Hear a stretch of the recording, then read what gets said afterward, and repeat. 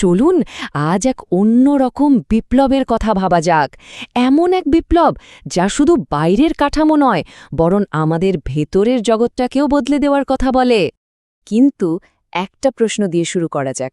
আচ্ছা, ইতিহাসে এটা কেন বারবার দেখা যায় যে মহৎ উদ্দেশ্য নিয়ে এত বড় বড় আন্দোলন শুরু হয়, সেগুলোই এক সময় পথ হারিয়ে ফেলে, আর ঠিক সেই জিনিসটাই হয়ে ওঠে যার বিরুদ্ধে তারা লড়ছিল?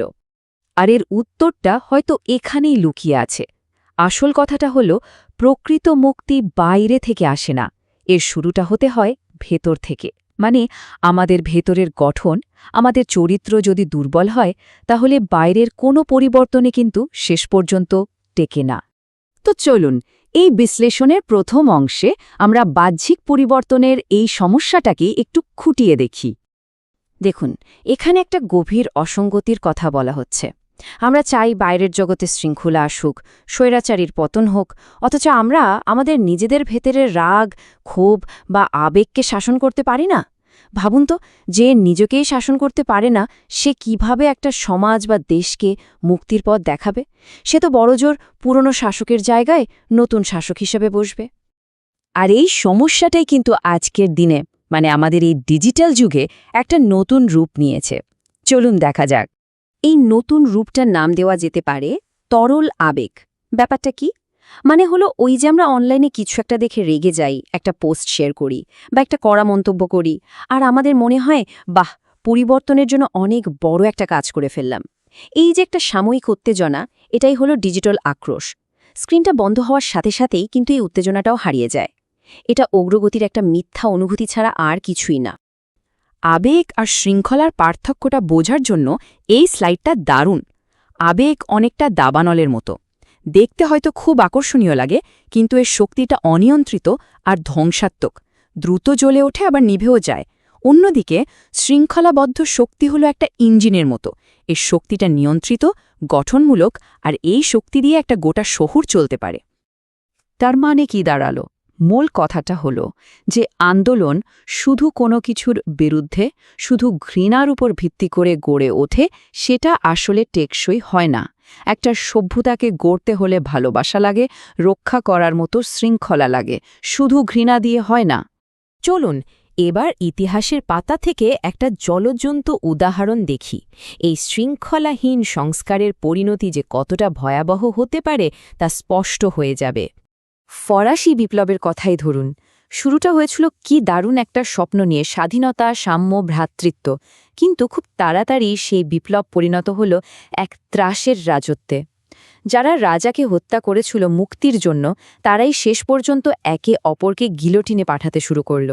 আর এই ভয়ঙ্কর বিশৃঙ্খলার সুযোগ নিয়েই ক্ষমতায় এলেন নেপোলিয়নের মতো একজন স্বৈরশাসক। সমাজবিজ্ঞানের অন্যতম জনক ইবন খালদুন কিন্তু এই কথাটাই বহু আগেই বলে গেছেন।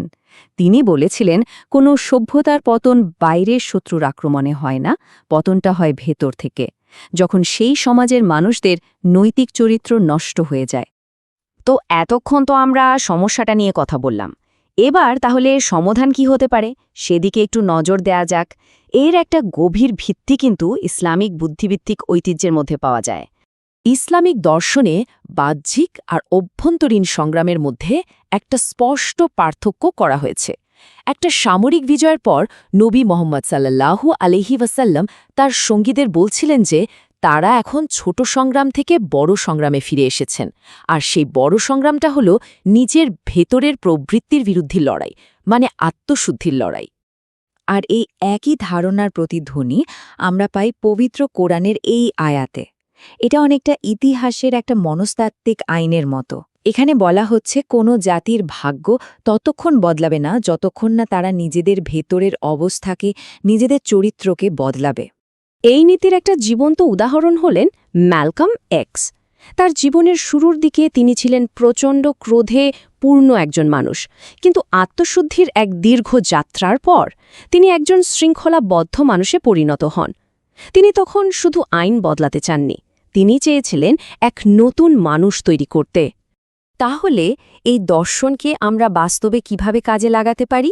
এর জন্য একটা সুস্পষ্ট রূপরেখা বা একটা আর্কিটেকচার আছে। চলুন সেটা দেখা যাক। আজকের দিনে কেন বড় ধরনের সংস্কারগুলো প্রায়ই ব্যর্থ হয়? এর পেছনে কয়েকটা মূল কারণ আছে। আমরা সমস্যার মূলে না গিয়ে শুধু ওপরের উপসর্গগুলো নিয়েই ব্যস্ত থাকি। আমাদের কাজের পেছনে কোনো মহৎ উদ্দেশ্য থাকে না, তাই ন্যায় বিচারের নামে আমরা নিজেদের স্বার্থ দেখি।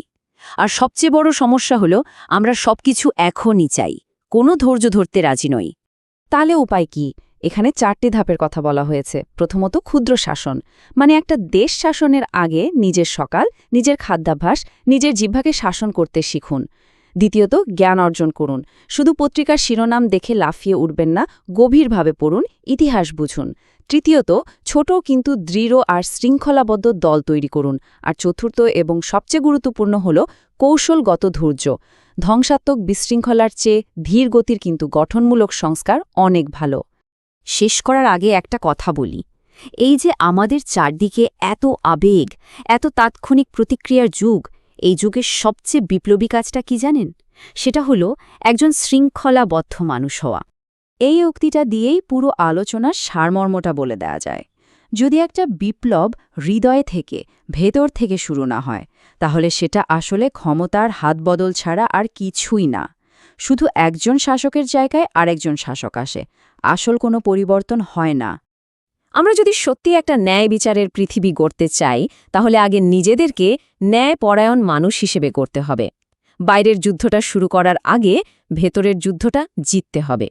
রাস্তা হয়তো তৈরি, ব্যারিকেডও অপেক্ষা করছে, কিন্তু প্রথম কাজ হলো আয়নার সামনে দাঁড়ানো,